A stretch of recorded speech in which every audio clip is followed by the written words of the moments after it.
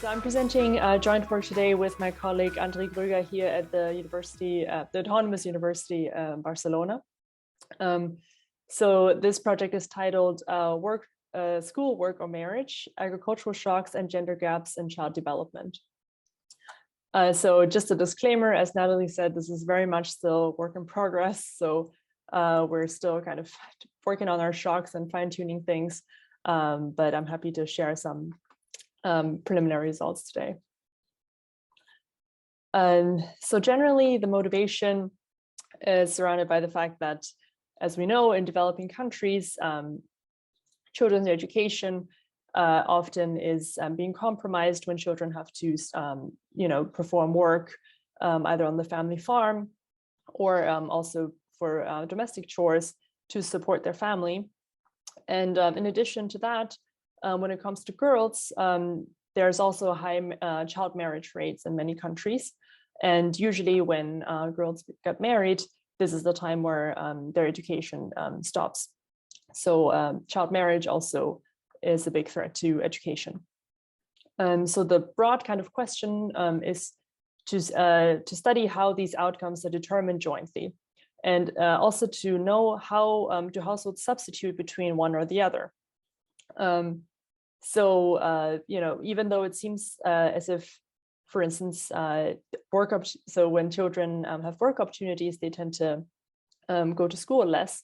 It can also be that in some cases, these two can be substitutes. So for instance, some children might work to also support their own schooling. So this was found in a recent working paper. And also, as I said, marriage tends to, so when children get married early, they tend to go to school less. So this was found in this paper by Field and Ambrose. But then on the other hand, there could also be some other complementarities going on. So Natalie and Nava Ashraf and co-authors, they have this paper where they show that regions with bride price traditions could actually have, you could actually see a greater increase in girls' education when there's, for instance, school construction. And lastly, in addition to these kind of more traditional notions of child labor, which concerns working in agriculture or working for a wage, there's also kind of domestic work, which is less studied. And a paper by Keane and co-authors has found that actually this is a very relevant margin to look at, because especially girls tend to perform a lot of domestic work, which comes at a cost of time spent studying or time spent in school. So we're also going to be looking at this margin. Okay, so what we do in this project for now is to analyze the effects of these agricultural shocks on children's schooling, work activities, and marriage. And the country we'll be looking at is Uganda. So Uganda is a sub-Saharan country, and it's very heavily agricultural based. So here, many children actually work on their family's farm. So we want to know in this type of setting, when households experience a shock to their agricultural activity, how does that affect their decision patterns? So this is actually ex ante not very obvious. So for instance, agricultural shocks, they actually affect different areas. So on the one hand, they affect household income. So also the parents' income from selling the agricultural goods. But then they also affect the returns that children get from working. So in this case, if let's say the price for maize goes up, then the household might on the one hand earn more income, but also families might be more inclined to send their kids to go work on the farm instead, because then every unit they sell from the child's work is basically going to earn them a higher income. So because of this, it's not quite obvious whether it would have a positive or negative effect on education, farm work, and etc. So we're going to be trying to look at this, and also in some cases disentangle whether effects are stronger on coming from the household income or from the returns to work for children. And we will look at two different agricultural shocks. So on the one hand, we'll look at rainfall shocks, and on the other hand, also at changes in international commodity prices. Then we'll pay special attention to differential effects between boys and girls, because as I'll show you in a bit, the kind of labor patterns, also marriage rates are very different between boys and girls. So it will be interesting to see how they're differentially affected. And also we want to, in the future, look more into how a household kind of splits different work activities among daughters and sons. So if a household has multiple daughters and sons, do they have some sort of substitution going on where they send some girls to work on the farm instead of the boys? And then in an even next step, we would like to see if our results can motivate a dynamic model of child investments in agricultural production. So this estimating a structural model would allow us to evaluate different types of counterfactual policies. Okay, so just a few words about the literature. So there's, of course, plenty of work regarding child labor in general and also child marriage or education. So here I'm just mentioning a handful of papers that look at the effects of agricultural shocks on these outcomes. So Natalie has a bunch of paper on this.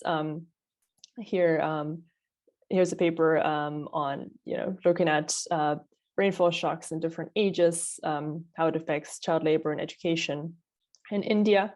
And Alessandra Buena has also a few papers here joined with Lucia Cournot to look at, for instance, how these weather shocks affect child marriage rates. And so we're going to be building on this set of papers, but also, especially paying attention to looking at all of these outcomes together. And then lastly, when we come to the modeling stage, we'll rely on papers, other papers that have built dynamic models specifically for these developing country contexts. So there's a paper by Keenan co-authors, a recent one, and a paper by Todd and Volpin in Mexico. Okay, so coming to the data, so we're using 8 waves of the Living Standards Measurement Survey from Uganda. And these 8 waves span the years of 2005 to 2020. So this is very nice because we have a lot of waves, which actually even allows us to look at the same child as it ages. And so we can kind of look at dynamic effects. And so from these 8 waves, we have a panel of 13,000 children from around 3,000 households in total. So we're focusing on households here that have at least some agricultural production. And we restrict our sample to school-age kids from roughly 6 to 18 years. So for these children, we observe a range of different outcomes. Of course, of interest are school enrollment for us, then whether they work on the family farm and also how many hours they work. Then also we can see how much time they spend on domestic chores as well. And lastly, we can observe these children's marital status. Then on the household level, we can see the household composition, how many members do they have, how many adults, basically, yeah, what is the gender and age of each household member. Then we can also see the household's crop portfolio, what type of crops they grow, and other agricultural variables, for instance, what is the total size of their farmland owned, or how much did they earn selling their last harvest. And so these agricultural variables will be important for us when we construct the price shock. Then in addition to this LSMS survey, we also use these other 2 additional sources to create our agricultural shocks. So for the rainfall shock, we just use high resolution precipitation data from this CHIRPS project, which is basically just allowing us to calculate rainfall for a specific geographical area of interest. And then we're also using the international commodity prices provided by the FAO. So these are the agricultural producer prices. Okay, so Professor Wang, if I could just yes, quickly interrupt, there was a yes, question in the Q&A that I thought is worth clarifying. If all folks right. get married and move out of the household, does this data track them or no? Yes, so this is a very good question. So there is definitely a problem there that you cannot always see why people move out of the household. But for a subset of the kids, we actually do see, we can follow them when they move households. So these are not as many as we want, but yeah, for a couple of hundred girls, we can see when they get married and when they start living in a new household. Great. Okay, so here I'm just showing you some, yeah, just some information about these different outcomes for boys and girls. So here we have 4 panels. The first one shows school enrollment. The second one, whether the child is active working on the family farm. The third one, the hours spent in domestic work, and the fourth, the marriage rate. And so here I'm plotting this by the child's age from 6 to 18. And the blue line shows the data for boys and the red line for girls. So regarding school enrollment, we see there's not much of a gender difference. So for both boys and girls, we have somewhat of an inverse U-shaped profile. So kids start going to school more or less at 5 or 6. And this is kind of sharply increasing. And then it peaks around age 12. After that, kids kind of are less and less likely to go to school. Then for farm work, we see that for very young kids, it's not very common for them to work in agriculture, but then also this very steeply starts increasing with age, such that by age 15, around 40% of kids actually work in agriculture. And here we see a bit of a difference between boys and girls. So girls tend to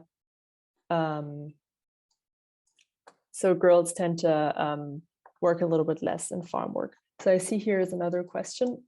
Okay, so we're just using directly the data that is the variable that's available in the LSMS survey. So there's a variable that they ask about the typical hours spent in agriculture, and this is the one so I'm not plotting this one here. This is just an indicator, but the one we use in the estimation is just the one provided by the LSMS. Okay, and then coming to domestic work hours. So now this is work hours, and this is asked as how many hours do they spend on domestic chores per week. So we can see here there's a big difference between girls and boys. For girls, this is again steeply increasing with age, and 15-year-old girls spend around 9 hours working, doing chores, and for boys, this is only around 6 hours. And then lastly, for marriage, this is we can see that this is pretty much only relevant for girls. So for boys, this is by age 18, roughly 2% are married. So this is very low. Whereas for girls, this is around 18%. So we observe that, around 80% of girls are married at age 18, but we don't know exactly from this graph when they got married. So if we see them married at age 18, this could be that, it could be that they actually got married earlier at age 16 or 15, for instance. So there's quite a significant amount of girls that do get married early, before the age of 18. Okay, so just a few words about how we construct these agricultural shocks. So for rainfall, this is fairly straightforward. We just use the amount of precipitation in the last 12 months prior to the interview date. And we use the geographical area we use here is the sub-county level. And so we play around a little bit with the absolute amount of precipitation and also the standard deviations from the local mean, and we find kind of very similar results. Then for the price shock, we're basing this on a recent paper by Imbert and co-authors. So for this, we use innovations in international prices. So this is kind of controlling for any zero correlation and anything like that. And we would basically assume that these innovations is the kind of residual part in the changes of the prices that households cannot predict. So we kind of assume this is completely random. And so this is really an unexpected shock for households. Then we calculate these price shocks by district level. We can also do this on different levels, but now we focused on the district level. So for this, we basically look at the typical crop portfolio a household in a district has and use this to construct this shock. So basically, we're weighing the different price changes by the crop portfolio in that district. So this has the effect that, for instance, when we have an increase in, let's say, the price of maize, districts that have relatively large production of maize will be more affected. So this is also intuitive. Okay, so for the current methodology that we're using, we're just simply regressing our outcome of interest on our shock and a few controls. And here we're using a household fixed effect model. So since we have the case that households usually have many children, and also over time we see households repeatedly, so this allows us to control for household fixed effects, which takes care of things such as education of the household head, or the location of the household, whether it's rural or more urban. So if these are time and varying, the household fixed effect will control for this. And then in addition to that, we also control for some observable characteristics, such as the child's age and gender, the number of children and adults in the household, as well as the interview month and year. And then we cluster the error at the respective level at which the shock is constructed. Okay, so now just quickly some very preliminary results. So here I'm showing the results for boys and girls, and also for the two different shocks. So here, this upper row is for the precipitation shock, and the second one for the price shock. So we see that the results are somewhat similar, at least the effects go in the same direction. For instance, for girls schooling, both of the agricultural shocks predict that there is a negative effect. So if there's a positive agricultural shock, we would see actually a decrease in girls schooling. And then we see perhaps some increase in agricultural work for girls. And for boys, there are some positive coefficients, but these effects are not significant.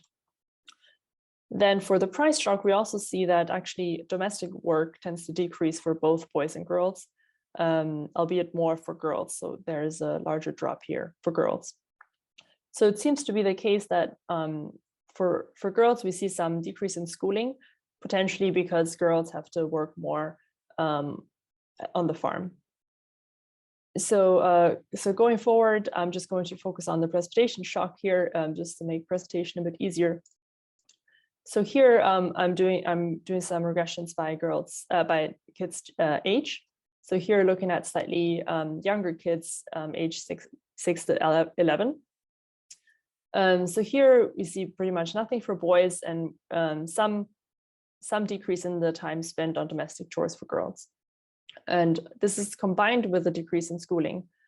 So it's not quite clear what these girls are doing when they're not going to school or working in the household. The coefficient on farm work is positive, but not significant. And then for slightly older kids, we can see actually tends to be a positive effect for schooling of boys actually.